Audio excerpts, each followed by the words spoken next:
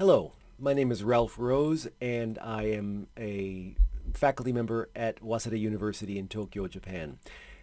In this presentation, I'll be talking about an application I've been developing called Fluidity, which is designed to help second language learners develop their speech fluency. So fluency, broadly speaking, refers to, say, the smoothness of speech. And it's been talked about many different ways in research, but one commonly taken formalism of it was expressed by Segalowitz in 2010, where he sees fluency as having three facets. That is cognitive fluency, utterance fluency, and perceptual fluency. And this actually encompasses earlier work by Skihan in '98, who looked more specifically at utterance fluency and saw that as consisting of three different types: speed fluency, breakdown fluency, and repair fluency. Now, in the present research, what I'm particularly interested in is the acoustic, so the measurements of the acoustic realizations of speed fluency and breakdown fluency. And in particular, how this can be developed in second language learners. A part of developing that for learners is also giving them feedback. And there are a number of applications that can give automated feedback on speech fluency, including some well-known systems like ETS, SpeechRadar, Versant, and Kasek, among others. But interestingly, there are not many of these applications that can give real-time feedback, and so it's quite hard to find them, although one that does seem to be capable of this that I've discovered recently is called Orai. But nevertheless, it still is quite hard to find these, but it would seem to be a desirable goal because it's much more like the human communication pattern. So that's part of what the present project is aimed at. Now, another point here is also giving how we deliver feedback. And in the present project, what I'm interested in is trying to give feedback through on-screen avatars, which are powerful universal means by which emotions may be expressed. And humans also seem programmed to pay attention to them.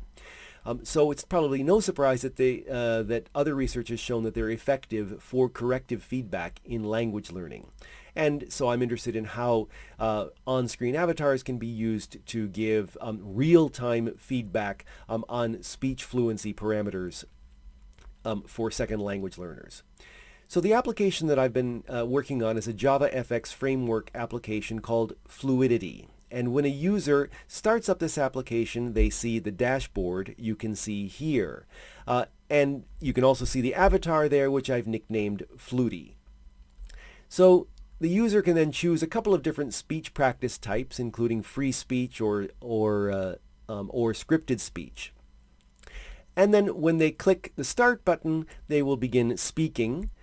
And Fluidity then will track 5 fluency parameters in real time and update them as the speaker continues speaking.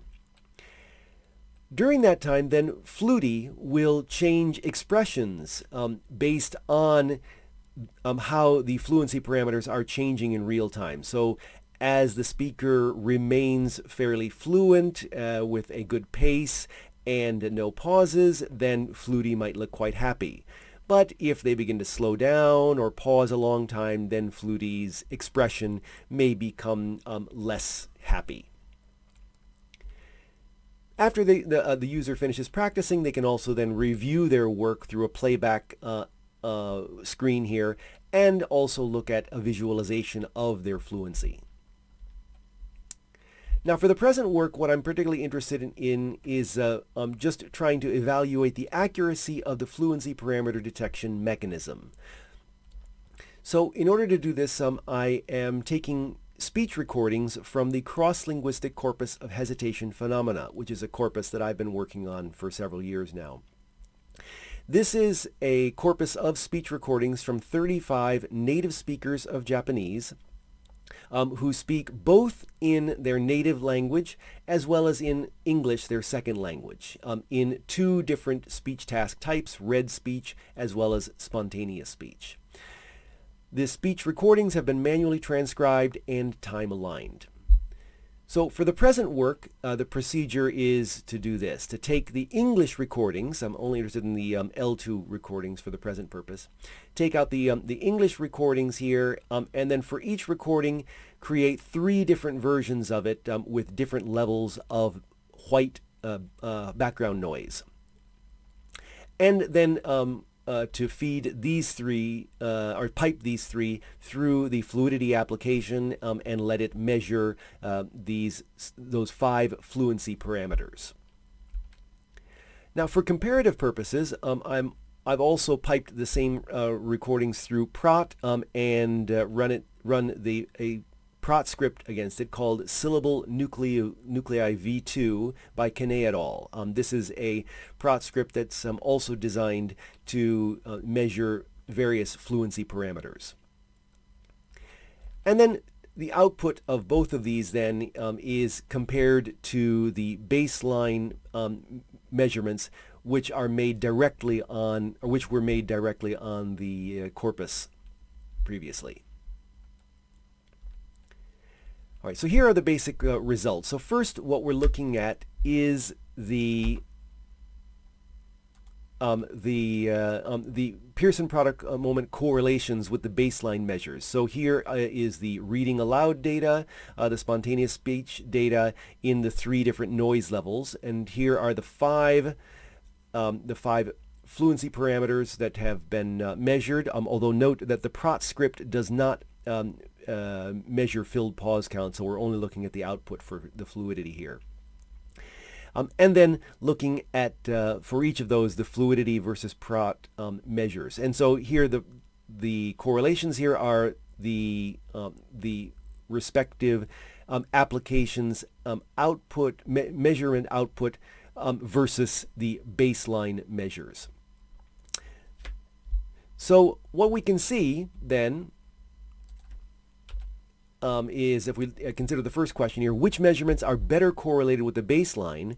Well, overall, the correlations are quite high, about 0.8 to 0.9 for nearly all of the measures, except not so much for the Prot measures with respect to syllable count. But overall, quite high for both Fluidity and Prot script. So here it seems that both are quite are well correlated with the baseline. Second question then is which measurements are least influenced by noise? And so if we compare then the noisy cases to the no noise cases, we again see that basically the correlations are still high, even slightly higher in fact in the noise cases than no noise cases, but basically about the same for both. Unfortunately though, it does seem that the Fluidity measurements for filled pauses are not are actually low, have very low correlations, so it does not detect the filled pauses very well. Okay, but the next question then is actually how close do these measures come to the baseline measures, which we're taking as a kind of gold standard for the present work. So here what we're looking at now is the discrepancy. So, right, the discrepancy, the mean difference from the baseline measure for all of these different fluency parameters as done by the Fluidity and Prot script. Okay, and so once again, let's consider the first question here. Which measurements are closer to the baseline? So if you look overall here, the shading here tells you which did better and which was closer to the baseline measure. So in cases where the Fluidity application was closer, those are highlighted in dark gray, and where the Prot measures were closer, those are highlighted in light gray. And just a quick glance overall shows then that the Fluidity application overall seems to do better and get closer to the baseline measures. Which measurements are least influenced by noise? Well, At the no noise level, it seems to be about an even split. In some cases, Fluidity does better. In some cases, Prot does better. The Prot script does better. But in the no noise cases, it does seem then that the Fluidity does better and gets closer to the baseline measures. So here,